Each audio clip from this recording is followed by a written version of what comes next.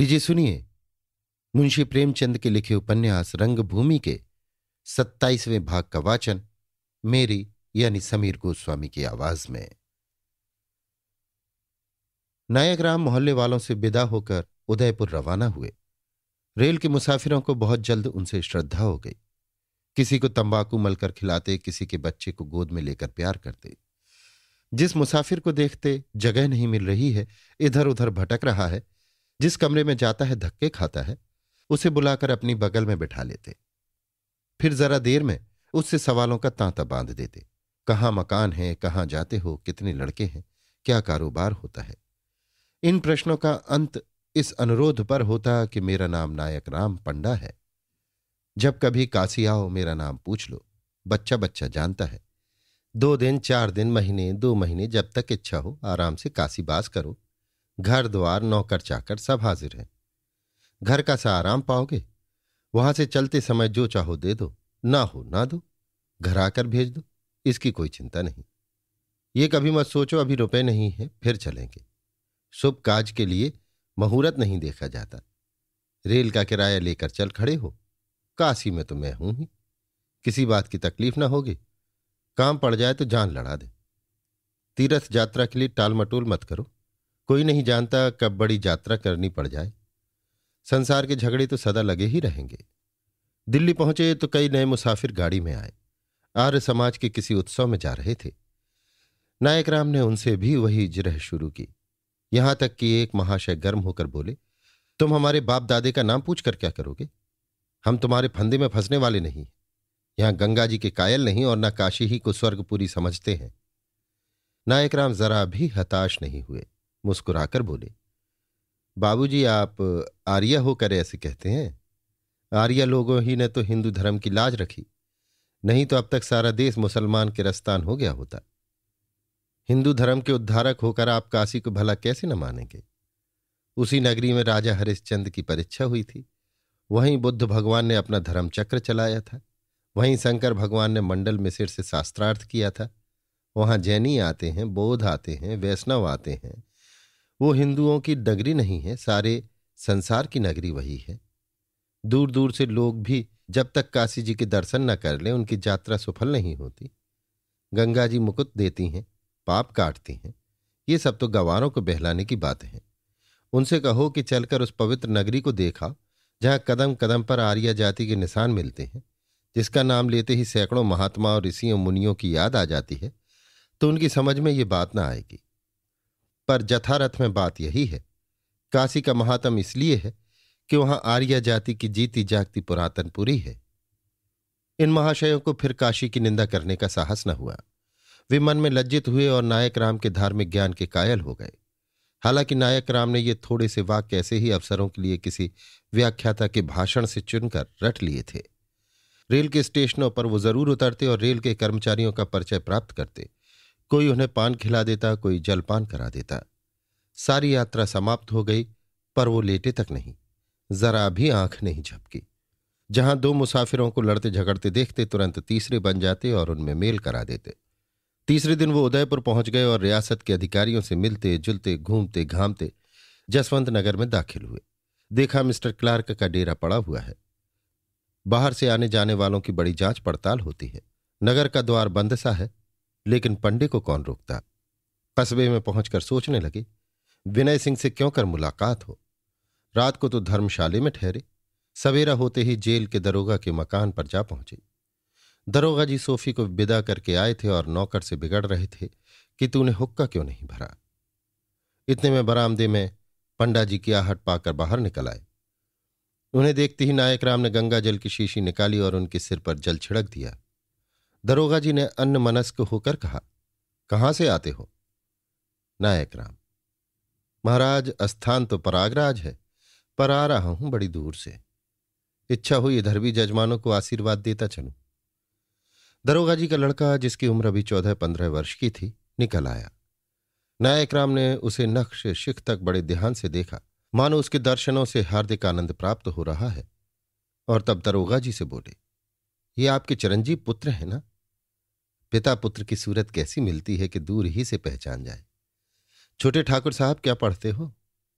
लड़के ने कहा, अंग्रेजी पढ़ता हूं। नायक राम, ये तो मैं पहले ही समझ गया था। आजकल तो इसी विद्या का दौर दारा है, राज विद्या ठहरी। किस दफे में पढ़ते हो भैया?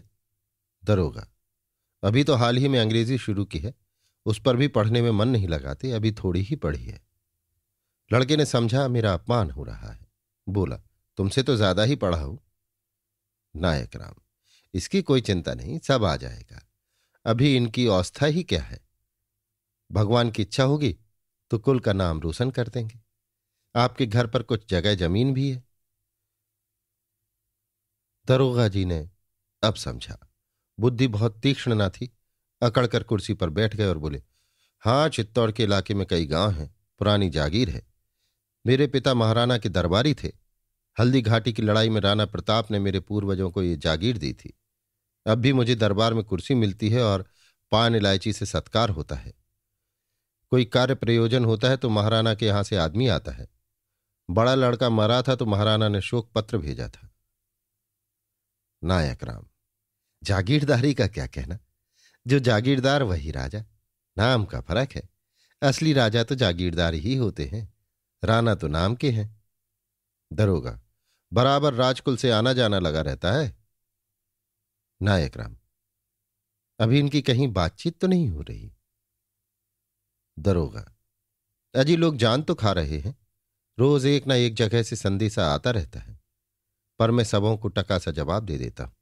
जब तक लड़का पढ़ लिख ना ले तब तक उसका विवाह कर देना नादानी है। नायक राम, ये आपने पक्की बात कही, जथारथ में ऐसा ही होना चाहिए।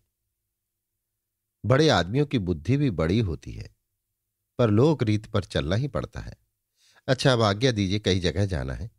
जब तक मैं लौट कर ना आऊं किसी को जवाब न दीजिएगा। ऐसी कन्या आपको न मिलेगी और न ऐसा उत्तम कुल ही पाइएगा।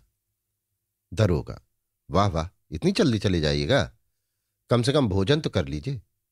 कुछ हमें भी तो मालूम हो कि आप किसका संदेशा लाए हैं, वो कौन है, कहां रहते हैं। नायक राम, सब कुछ मालूम हो जाएगा, पर अभी बताने का हुक्म नहीं है। दरोगा ने लड़के से कहा, तिलक अंदर जाओ, पंडित जी के लिए पान बनवा लाओ, कुछ नाश्ता भी लेते आना। ये कहकर तिलक के पीछे पीछे खुद अंदर गए और गृहिणी से बोले, लो, कहीं से तिलक के ब्याह का संदेशा आया है, पान तश्तरी में भेजना। नाश्ते के लिए कुछ नहीं है? वो तो मुझे पहले ही मालूम था। घर में कितनी ही चीज आए, दोबारा देखने को नहीं मिलती। न जाने कहाँ के मरभुके जमा हो गए हैं। अभी कल ही एक कैदी के घर से मिठाइयों का पूरा थाल आया था, क्या हो गया? स्त्री, इन्हीं लड़कों से पूछो क्या हो गया। मैं तो हाथ से छूने की भी कसम खाती हूं। ये कोई संदूक में बंद रखने की चीज तो है नहीं, जिसका जब जी चाहता है निकाल कर खाता है। कल से किसी ने रोटियों की ओर नहीं ताका। दरोगा, तो आखिर तुम किस मरज की दवा हो? तुमसे इतना भी नहीं हो सकता कि जो चीज घर में आए उसे यत्न से रखो, हिसाब से खर्च करो। वो लौंडा कहाँ गया? स्त्री, तुम्ही ने तो अभी उसे डांटा था, बस चला गया। कह गया है कि घड़ी घड़ी की डांट फटकार बर्दाश्त नहीं हो सकती। दरोगा, ये और मुसीबत हुई। ये छोटे आदमी दिन दिन सिर चढ़ते जाते हैं, कोई कहां तक इनकी खुशामद करे। अब कौन बाजार से मिठाइयां लाए? आज तो किसी सिपाही को भी नहीं भेज सकता, न जाने सिर से कब ये बला टलेगी।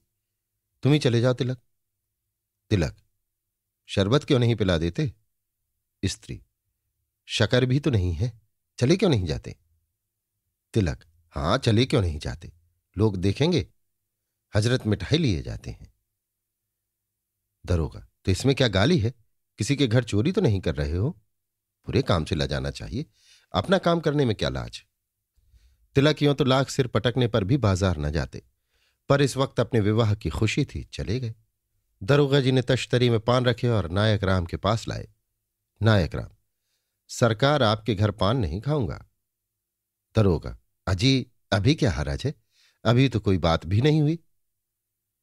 नायक राम, मेरा मन बैठ गया है तो सब ठीक समझिए। दरोगा, ये तो आपने बुरी पख लगाई। ये बात नहीं हो सकती कि आप हमारे द्वार पर आएं और हम बिना यथेष्ट आदर सत्कार किए आपको जाने दें। मैं तो मान भी जाऊंगा, पर तिलक की मां किसी तरह राजी न होंगी। नायक राम, इसी से मैं ये संदेशा लेकर आने से इनकार कर रहा था। जिस भले आदमी के द्वार पर जाइए वो भोजन और दक्षिणा के बगैर गला नहीं छोड़ता। इसी से तो आजकल कुछ लबाड़ियों ने वर खोजने का व्यवसाय बना लिया है।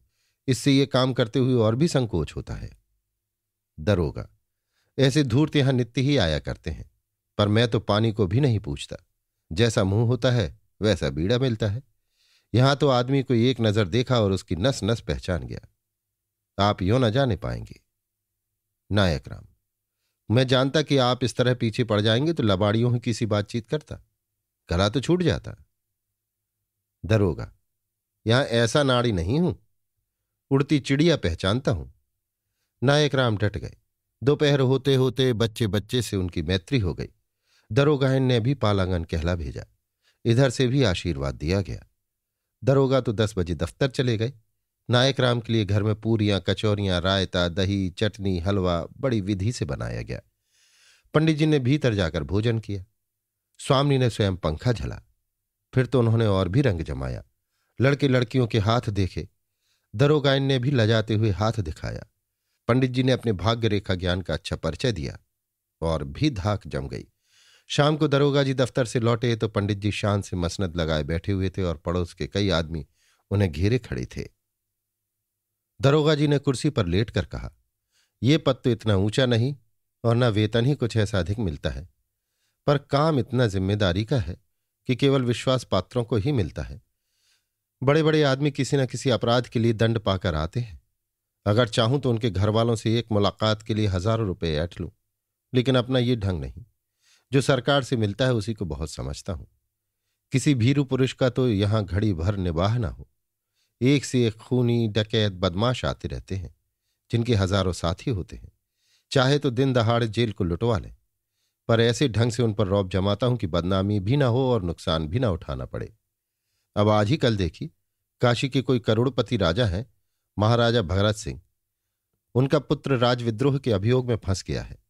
हुक्काम तक उसका इतना आदर करते हैं कि बड़े साहब की मेम साहब दिन में 2-2 बार उसका हाल चाल पूछने आती हैं, और सरदार नीलकंठ बराबर पत्रों द्वारा उसका कुशल समाचार पूछते रहते हैं। चाहूं तो महाराजा भरत सिंह से एक मुलाकात के लिए लाखों रुपए उड़ा लूं, पर यह अपना धर्म नहीं।